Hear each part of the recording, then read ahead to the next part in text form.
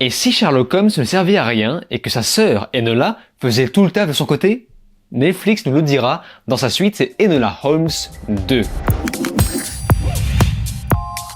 Salut à tous, c'est Vince sur Plot Time. On se retrouve aujourd'hui pour parler d'un film d'aventure américano-britannique réalisé par Harry Bradbeer. Je parle bien sûr de Enola Holmes 2. Harry Bradbeer qui avait d'ailleurs réalisé le premier film. Un premier film dont je vous avais déjà parlé en vidéo il y a fort longtemps. Évidemment, je vous mets le lien en annotation. Et franchement, je ne sais pas d'où vient cet engouement de taré qu'il y a eu autour de ce film, qui était en toute franchise d'une simplicité. Disons que Netflix nous a habitués à tellement pire que forcément on est content de voir quelque chose avec un minimum de gueule. Parce que oui, le premier film avait quand même un petit peu de gueule. Il était posé, il se regardait, il était divertissant et il était pas cringe pour autant, bien qu'un peu agaçant sur quelques points. Alors pour rappel, il s'agit de l'adaptation de la série littéraire Les Enquêtes d'Enola Holmes de Nancy Springer. Et c'est bien sûr basé sur l'univers de Sherlock Holmes. Une bien belle réécriture que voilà, dans un vieux Londres réimaginé par Netflix, n'est-ce pas? Et sa suite s'en donnera à cœur joie de réimaginer bien des choses, mais ça,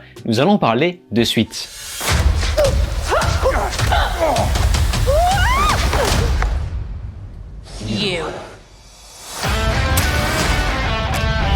Dans l'ombre de son frère Sherlock, Enola Holmes se lance dans sa première vraie enquête. Pendant la recherche d'une jeune fille disparue, un complot pointe le bout de son nez. Et c'est donc dans toute cette opération que la jeune femme aura besoin d'alliés, ainsi que de son frère pour résoudre cette étrange affaire. Alors, rappelons que 2h10, c'est quand même un petit peu long. Mais heureusement, dans ce cas-là, ça passe plutôt vite. Le film va donc choisir de démarrer sur le fameux « ça c'est moi ». Et vous savez, si j'en suis arrivé là, c'est pour une raison pas très banale.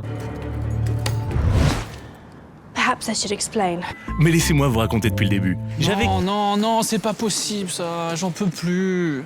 Quoi? Cette intro là, c'est insupportable. Et c'est loin d'être le seul cliché trouvable. À vrai dire, j'ai trouvé cette suite un petit peu facile. Presque tout est servi sur un plateau pour les héros. Il y a même une résolution directement piquée à Harry Potter 2. En plus de nous sortir un anagramme pour dévoiler le grand méchant exactement comme, encore une fois, Harry Potter 2, et bien d'autres choses vues et revues. À part ça, je constate qu'ils ont mis un peu de côté l'aspect féministe du premier volet, une preuve que le film avance et ne reste pas bloqué là où on nous avait laissé précédemment. Puisqu'ici, ce dernier va aborder une autre thématique, celle de la grève des allumettes. Pour ceux qui ont vu son prédécesseur, souvenez-vous, ce dernier perçait énormément le quatrième mur. Et pour ma part, je trouvais que c'était plus agaçant qu'autre chose, et pour le coup, ça ne m'avait pas vraiment manqué dans sa suite. En fait, on ne comprend pas vraiment ce que ça fout là, et ce que c'est censé apporter de plus au film. À part nous envoyer sur quasiment chaque scène des espèces de regards caméra parfois malaisants, il y a plein de moments où je me suis dit « Oh, mais pitié, mais arrête de regarder la caméra, c'est gênant !» On dirait un vlog sur YouTube. Et c'est dommage car sans le vouloir, ça rend le personnage d'Enola un peu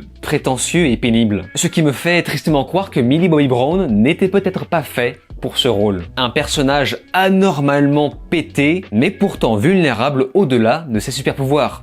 Parce que oui, c'est comme ça que je le vois. Une héroïne avec une méthode de combat digne d'un ninja. Dans ce contexte-là, c'est pour moi clairement des super pouvoirs. Mais bref, au-delà de ça, la jeune Enola va devoir faire ses preuves pour rendre son cabinet plus crédible. Et la difficulté du film sera de captiver mon attention sur ce sujet précis qui ne m'intéressait déjà pas beaucoup à la base. Mais alors par contre, dans tout ça, on a un montage rythmé et dynamique, même si beaucoup de choses qui se veulent drôles ne marchent pas des masses sur moi.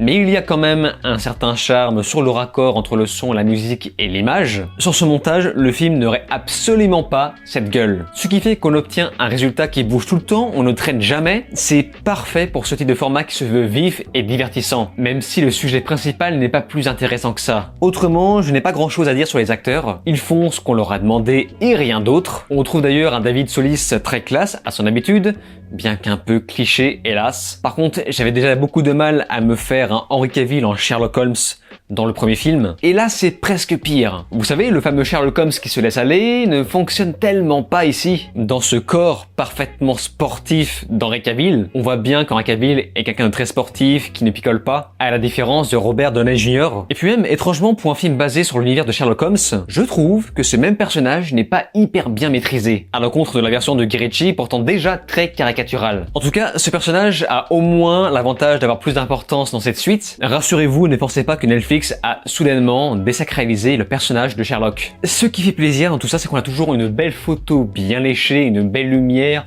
une belle utilisation de couleurs, y compris dans les décors de ce vieux Londres étrangement cosmopolite parmi les hautes fonctions. Merci Netflix. Alors que l'histoire s'inspire de faits réels, comme je vous l'ai déjà dit, la fameuse grève des allumettes. Donc à partir du moment où tu te bases sur des faits réels, à quoi bon rendre la forme contemporaine? Et accrochez-vous car vous n'êtes pas préparé aux twists des plus ridicules, je suis désolé, avec du soi-disant fan service plus présent pour choquer qu'autre chose. Mais bref, en tout cas, les effets spéciaux vont beaucoup contribuer à la reproduction de ce vieux Londres, et il est évident que les personnages ont une certaine classe dans ces costumes. Notamment Monsieur Cavill, le caviste. Et comme le premier film, on a toujours de bonne musique qui contribue au bon rythme de l'ensemble, pourtant relativement long, mais qu'on ne voit pas vraiment passer. Tout comme le premier opus, cette suite est toujours aussi mignonne. Et il se laisse regarder tranquillement, même si, franchement, disons-le, c'est quand même pas foufou. C'est pas dingue et je ne me suis pas senti investi dans les enjeux choisis pour une suite de cette ampleur. Mais bon, voilà, ça reste quand même toujours mieux que les productions de Netflix habituelles. Mais il faut dire que lorsqu'on sort d'un film du type À l'Ouest rien de nouveau, pour finalement se retrouver face à un film beaucoup plus enfantin, et bien forcément, la réaction n'est pas la même. Enfin, c'est surtout pas du tout comparable, évidemment. Bref, je vous recommande malgré tout ce film afin de vous faire votre propre avis, mais si vous avez déjà vu ce dernier, n'hésitez pas à me dire ce que vous en avez pensé dans les commentaires. Comme d'habitude, j'y porterai attention. Et c'est donc sur ces mots qu'on se laisse. N'oubliez pas de vous abonner à ma chaîne YouTube, souscrire. Et oui, ça y est, je viens de terminer d'optimiser la partie souscription. Et je suis même en train de préparer une vidéo de présentation sur ça. Donc si vous avez les moyens, n'hésitez pas à souscrire à ma chaîne en cliquant sur le bouton rejoindre. Et ce pour bénéficier des avantages comme des avant-premières. Et n'hésitez pas également à me rejoindre sur les réseaux sociaux. Je vous dis alors ciao et à la prochaine.